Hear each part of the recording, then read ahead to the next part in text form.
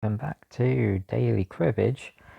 Today's episode is very different. I want to talk about averages. I want to talk about how points normally look like and how points are often scored in cribbage. It's something that can drive you pretty mad if you don't really understand some of the maths that's going on behind the scenes. So let's talk about some of the figures to begin with. And these figures are a little bit misleading. Let's get into what these are. So I've written down here some of the averages that people roughly talk about.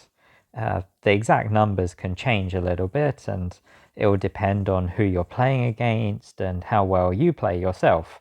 But on average, people say that people playing the game at a high level can expect to, on average, get 26 points over the course of playing as the dealer and playing as pawn. 26 points allows you to calculate these positional milestones, and that's what we aim for when we play the game. So it's very convenient that the average is 26. Now, how does this break down exactly? Well, this 26 points you're going to be getting from your hand scores, the crib, and also on the play.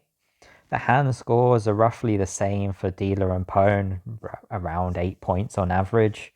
In the crib, the average crib score is about 4.5. Sometimes it's 4, sometimes it can be 6, but it's often quite low, and sometimes you get something crazy like 20 points in the crib happened to me the other day. And on the play, well, we know that the dealer always scores an extra point on the play because they will always get at least one go at the end. And the other thing is that the dealer gets to play second, so they get to react to more of pawn's cards. So the dealer scores a bit more on the play than pawn. So we'll say around 3.5 points for the dealer on average and 2 points for pawn. Of course, the pawn can score a lot less on average. They might get 1 or 0 points, and the dealer can score less as well, less than 3.5. But both sides can score a lot more. They might pawn could get a triple. They could play a 4. A dealer could pair it, and pawn could triple the 4 for 6 points.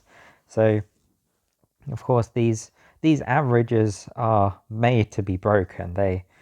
They aren't set in stone, and it's very unlikely for you to make any of these scores exactly. Well, you can't make 4.5 points. You have to either make 4 or less or more points.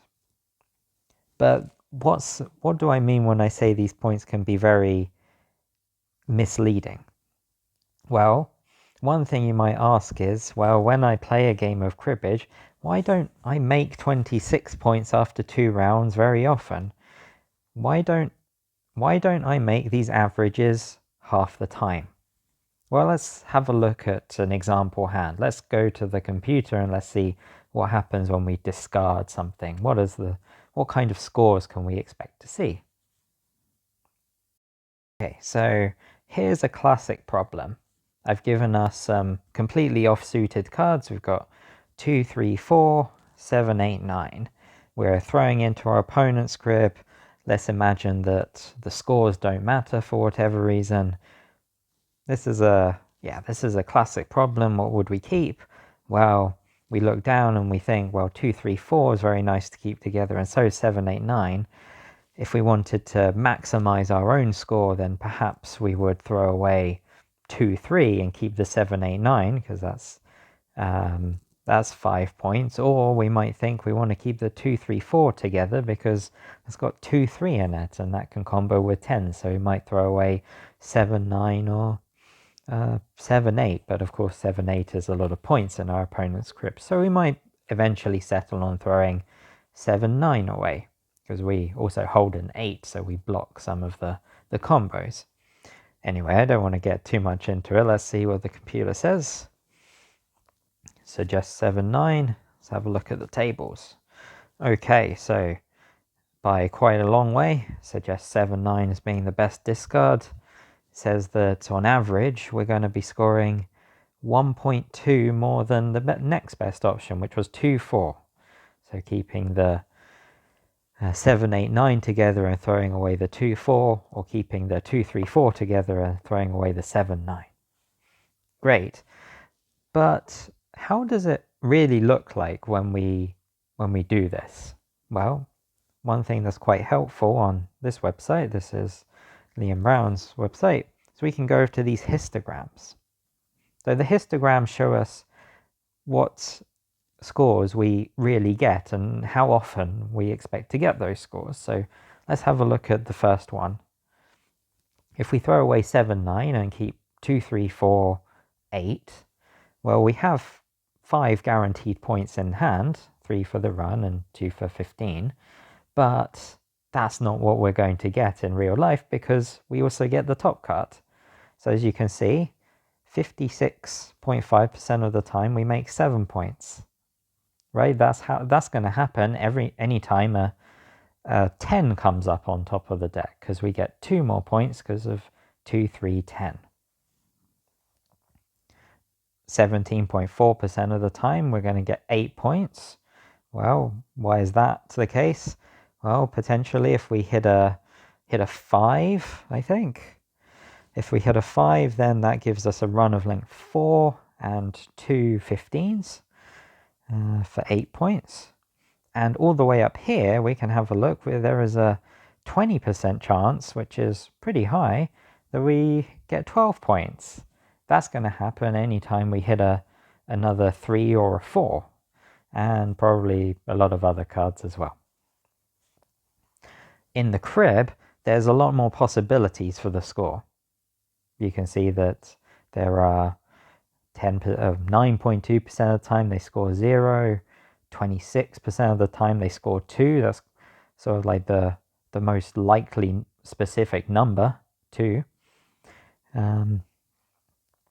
There are some ways that they could score 6 points. There are some ways they could score 12 points in the crib, and there is a chance, a very slim chance, but there is a chance that they score 24 points in the crib.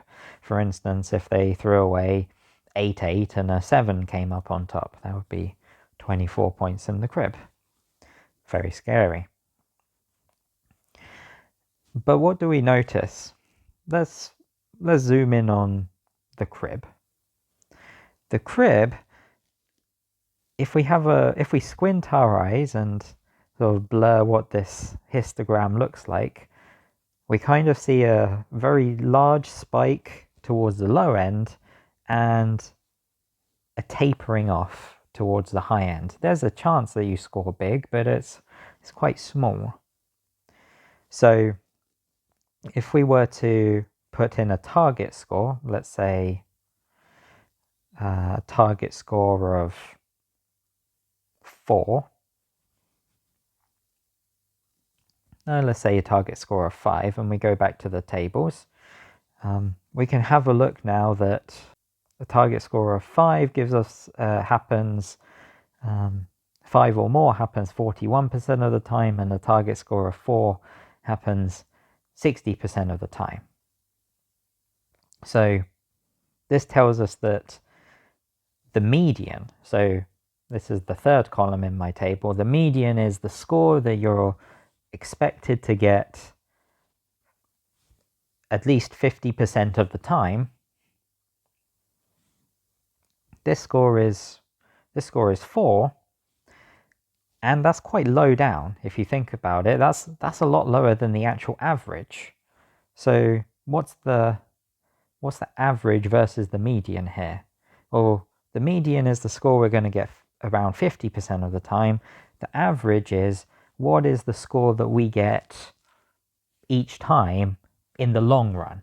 So if we allowed ourselves to come to this position 1,000 times, and we were to look at the crib 1,000 times and write down the score, well, maybe 1 in 1,000 times we find a 24 score in the crib. Great, that's going to add loads of value to our crib that particular time, and if we add up our score over those 1,000 times, the 24 is going to help push up our score quite a lot. And so we start to get an idea that there's there's a sort of distribution that we're starting to see. And this is a distribution that has so-called positive skew. So how does this look like in general? Here's a bell curve. It's a distribution, and it's a very balanced distribution. If I were to sort of highlight 50% of the data, the bottom 50%, then I would get up to the mean here, and I would stop. That would be 50% right here. So 50% of the time we would expect to get less than or equal to the mean, or the average. That's what it means to have no skew.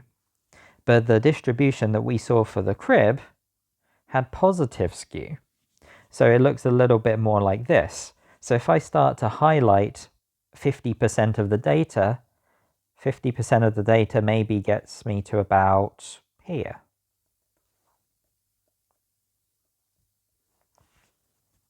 So 50% of the time, I'm going to be stuck well below the mean. And in general in cribbage, that's what you find. Almost all the distributions, this includes the distributions for hands, for cribs, are generally have positive skew. And there's a couple of very good reasons for why that is.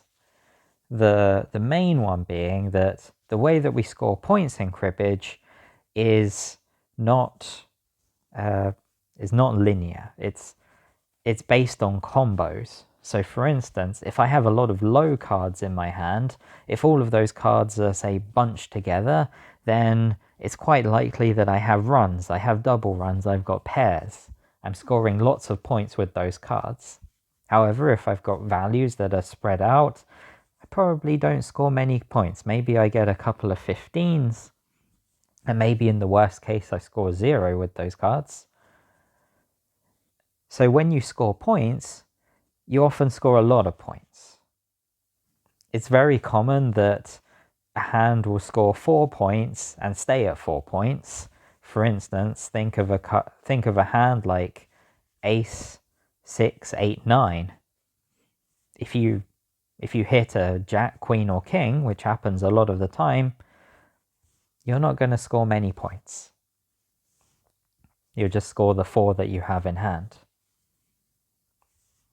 However, if you have some other hand, like a double run, that's going to score you 8 points. But on the off chance your double run improves, you can get 16 points. That's a huge jump, and that corresponds to jumping from a hand that scores something around this, or 8 points is well above the average, or is around average for hand scores. So it corresponds to jumping from something that's at the mean to something well above the mean. So combos that pay out a lot of points but infrequently is the thing that drives positive skew in these distributions. So whenever you're getting a hand or trying to score, you should expect that half of the time you're going to fall short of the average. But over the course of a game, if you have many chances to play out a situation, you're eventually going to overshoot. You're going to get a big score at some point. So if we were to sample from this distribution with positive skew, maybe we'll get a few during a game, we'll get a few fairly average scores, fairly median scores, maybe we'll get one bit bigger than the mean, and maybe we'll get one big outlier up here. And that might be the turning point of our game. It might happen right at the start, we get a huge hand and our opponent could never catch up, or it could come right at the end and we just shoot past our opponent for a quick victory. It's one of the reasons that I think cribbage is a lot of fun. Also, the variance is very high, which means that this graph here is spread out over a large range of numbers. often see a hand that's worth 16 or more points in a game. Sometimes we see a few of those hands, and other times we can see loads of hands that are scoring less than 4, and not much happens. So the moral is, when you're planning ahead, to always account for the fact that most of the time you're going to undershoot your average. So the closer we get to the end of the game, the more we have to think about this effect, because we have fewer chances to repeat our sampling of this distribution.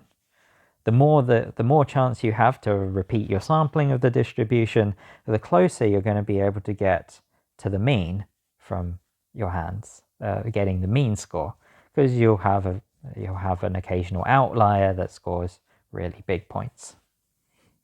However, if you've only got one hand left and you really need to make a score that's roughly at your mean, so if you're 8 points away as pone, and you don't have let's say you haven't seen your hand yet, your median is a lot lower. Your median might be around 6 instead of 8, or instead of 8 for the mean. You need to try and play quite aggressively on the play if you want to make up those extra points in order to go out that round. And similarly, if you're the dealer and you're trying to, say, defend at the end of a game, you see your opponent's getting close, you know that a lot of hands that your opponent has that combo really strongly, they're at this end, they've probably already made it. That is, there's not much you can do against those hands. You have to start thinking about all of the smaller hands, which happens more commonly. Those common hands that are scoring very little points, and you have to think about how those look, get as much information as possible in order to play against them. Okay, so that was the message that I want to put out today, and in terms of how you feel about the game, just remember that these huge swings are completely normal. They happen to everyone, and don't worry, you'll eventually run into a situation where you get on the good side of them. So enjoy, and I will see you next time.